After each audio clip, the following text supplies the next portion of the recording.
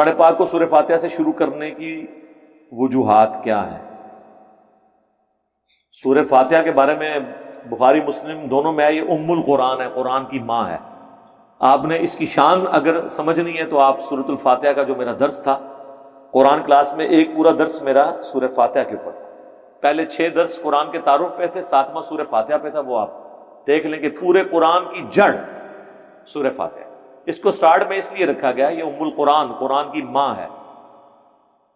فاتحۃ الکتاب کہا گیا جس سے کتاب کھلتی ہے، کہ قرآن کے جتنے عقائد بیان ہونے والے تھے نا، ان کی جڑ اس کے اندر موجود ہے سورۃ الفاتحہ کے اندر۔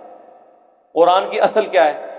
توحید، ایک اللہ کو ماننا، اس کی تعریف کرنا، اس کی بندگی کرنا۔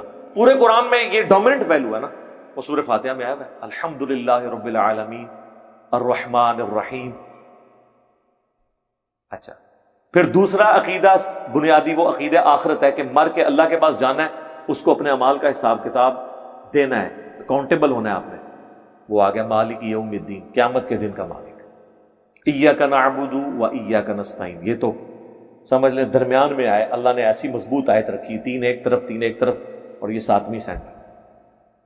اور تیسری چیز یہ ہے کہ اللہ نے جو ہمارے رول ماڈل بنا کے بھیجے، انبیاء کرام اور ان کے جانثار صحابہ اور تابعین، صحابہ تابعین اہل بیت، یہ سب لوگ جو ڈائریکٹلی نالج گین کرتے تھے وقت کے انبیاء یا ان کے ساتھیوں سے، ان کے راستے کے لیے دعا کرنی ہے، اہدنا الصراط المستقیم صراط الذین انعمت علیہم۔ اور پھر تبلیغی جماعت کی طرح صرف فضائل بیان نہیں کیے، وہ کہتے ہیں صرف آپ فضائل بیان کریں، برائی کا ذکر نہ کریں۔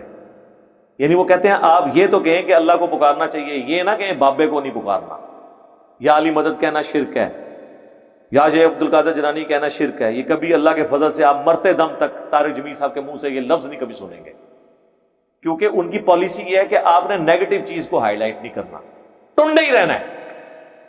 جبکہ اسلام کہتا ہے امر بالمعروف و نہی عن المنکر، دونوں چیزیں، اور نہی عن المنکر پہ قرآن میں زیادہ زور ہے،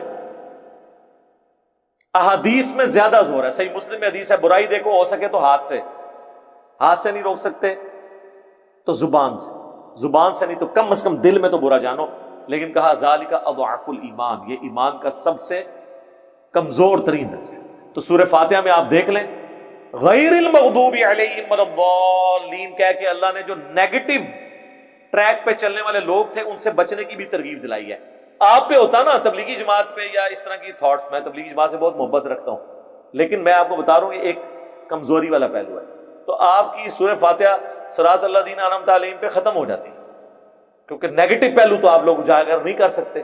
غیر المغضوب علیہم ولا الضالین، یہ تو نیگیٹو پہلو ہے نا، کہ یا اللہ ان لوگوں کے رستے سے بچانا جن پہ تیرا غضب ہوا، جو مردود بارگاہ ہیں۔ وہ کہنے گے یار کیوں لوگوں تسی برا کہہ رہے ہو، لوگوں نے بزرگ نے ہو، ہاں بزرگ نہیں تھے، عیسائیوں کے بزرگ نہیں تھے، یہودیوں کے بزرگ نہیں تھے، وہ جن کو اللہ تعالیٰ نے کہا کہ یہ مغضوب علیہم اور ضالین ہے۔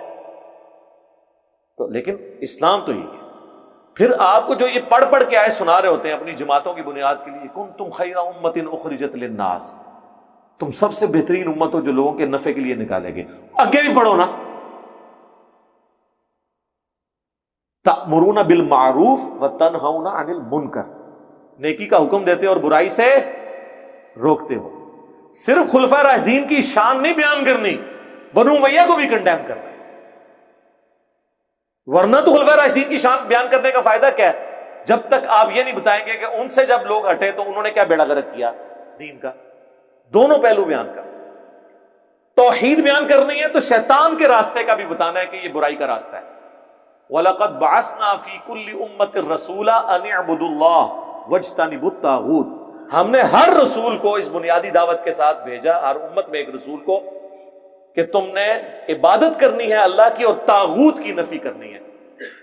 صرف عبادت اللہ کی کافی نہیں، طاغوت کی نفی جب تک نہ ہو۔ تو یہ سب کچھ ہے، دوسرا پہلو بیان کرنا ضروری ہے۔ تو سورہ فاتحہ میں اللہ تعالیٰ نے دوسرا پہلو بھی بیان کیا ہے، صرف میٹھی میٹھی باتیں کریں، ہر وقت مسائل اختلافی مسائل پہ بات نہ کریں۔ اس لیے میرے بھائی سارے مسئلے اختلافی ہیں، آپ ایک مسئلہ بتائیں جس کے اوپر مسلمان متفق ہے۔ آپ کہیں گے نہیں بے شمار ہے، جی کیڑا ہے؟ قرآن پہ جی قرآن پہ متفق ہے صرف کتاب ہونے پہ۔ سورہ فاتحہ کو آدھے سے زیادہ مسلمان مانتے ہی نہیں ہیں، اس کے اندر جو عقیدہ ہے۔ تو قرآن کو ماننے کا کیا فائدہ اگر میں نے ایاک نعبد و ایاک نستعین کو ماننا ہی نہیں ہے؟ تو پھر کہاں سے مانا؟ قرآن بھی فارغ ہو گیا نا، ہو گیا۔ اللہ کو مانتے ہیں، جی اللہ کو تو مانتے ہیں، لیکن ساتھ کہتے ہیں بابوں کو بھی اللہ نے عطا کیا اللہ کے اذن سے، یہ بھی ہمارے مشکل کشا ہیں، تو اللہ کو کیا مانا؟ رسول کو مانتے ہیں، جی رسول کو مانتے ہیں اور کہتے ہیں رسول کا دین صرف 100 سال چلا ہے اور اماموں کا دین 1300 سال سے چل رہا ہے، وہ پرانا نہیں ہویا۔ تو جس کا دین پہلے 100 سال چلا ہے وہ قیامت تک بھی اسی کا دین چلے گا۔